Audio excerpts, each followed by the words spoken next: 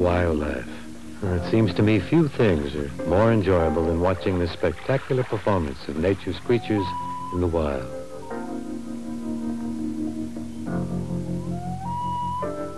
It's a fantastic show with a cast of millions. And it's free, friends.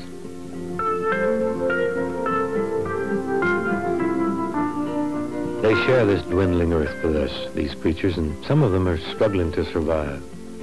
They deserve our respect and help, so we don't see any of them disappear forever.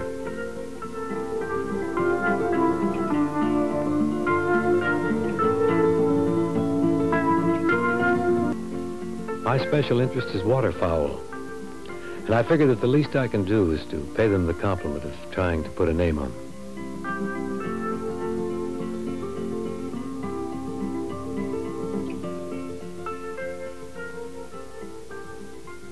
Oh, they're bluebills for sure. Beautiful birds, too. You know, it wasn't too long ago I would have looked at those bluebills and all I could have said was, them's ducks. I was sort of a ornithologist fourth class, but I really think I've moved up a notch or two now since I've invested a little time in a waterfowl guidebook and taken a few field trips with these 8x50 binoculars. Couldn't be anything else than Branta canadensis, the Canada goose.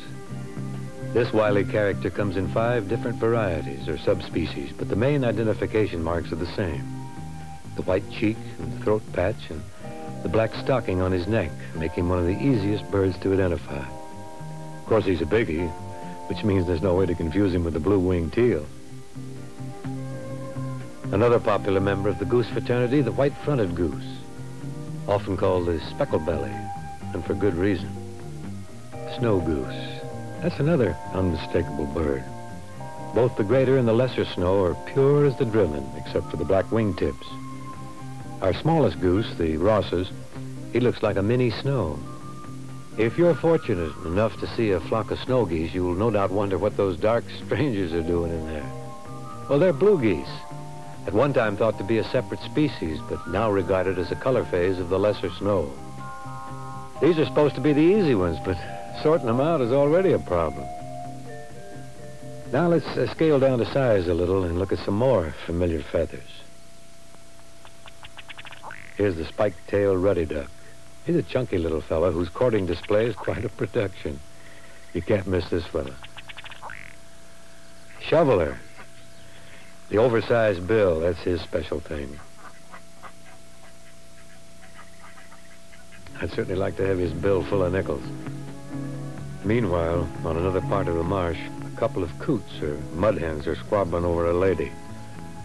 One of his major problems in life, apart from this present one, is that he gets mistaken for a scoter duck. It's another cold black bird. Well, we'll have to leave this little drama unresolved. Another distinctive bird is the American merganser, the fish duck, some people call it. The rakish appearance and the long bill typical of mergs makes him hard to confuse with other ducks. Well, I should say her, because this is a female. It's a big, heavy bird, too. It often has difficulty taking off, but once it's up, oh, it's strong and swift.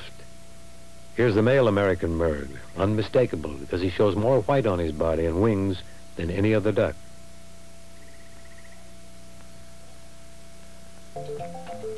In North America, we're really talking about 2 types of ducks. Now, there's the surface-feeding ducks, the dabblers, and those which dine underwater, the divers. So you can usually expect to find dabblers on shallow marshes and ponds. Divers would be on the larger lakes or bays. There's a couple of more clues for you. The dabblers, also called puddle ducks, go bottom up in the shallow water to feed. Takeoffs give other clues. Now, these are dabblers, popping directly out of the water on their big wings, sometimes rising 10 feet before they throttle forward. The divers with smaller wings, they got to take a run at it, these kids.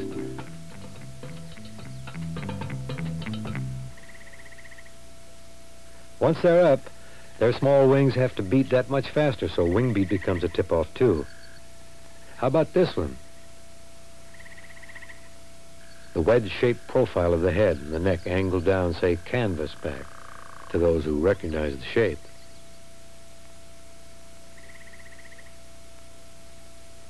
The final clincher, of course, comes with color and markings, and a bird in the hand makes it easy.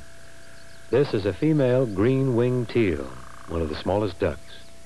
The speckled brown head and body resembles many another female duck, but the color story is told by the wings. The iridescent green wing patch, or speculum, gives the little teal its name. The wing is the only part of a duck that doesn't change color during the various stages of plumage. It's always the same, so you better latch on to that. Off you go, you little green wing. Up and away. Big mallard leaves the water straight up, like a helicopter. The greenhead, that's what he's often called, is numero uno in the duck world in terms of numbers. And many domestic breeds began with him.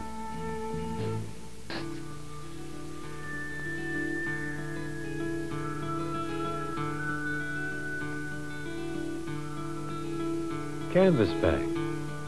Get it? What's this? You see the white underwing?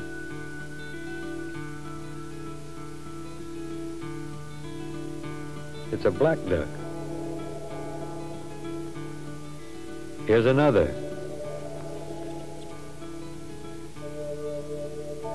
You're right if you say pintail. And these?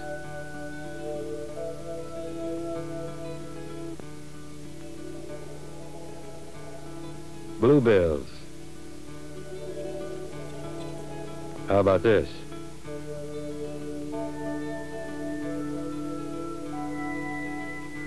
Mallard. Right on. If you got 'em all, go to the head of the class.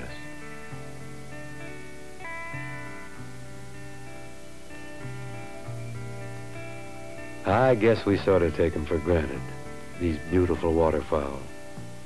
They keep coming south every fall, so why worry about where they come from?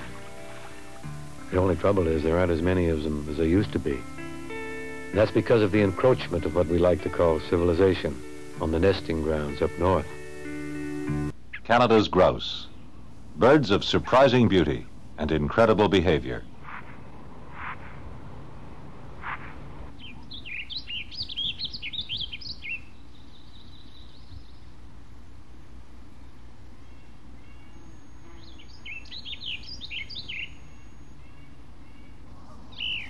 The boreal forests of our western mountains, the home of the blue grouse. At the moment, this male matches the popular image of a grouse, somber colors for camouflage, a manner that seems shy, retiring, sometimes almost placid. But if another bird of the same species signals its presence, there's a startling transformation in appearance and behavior.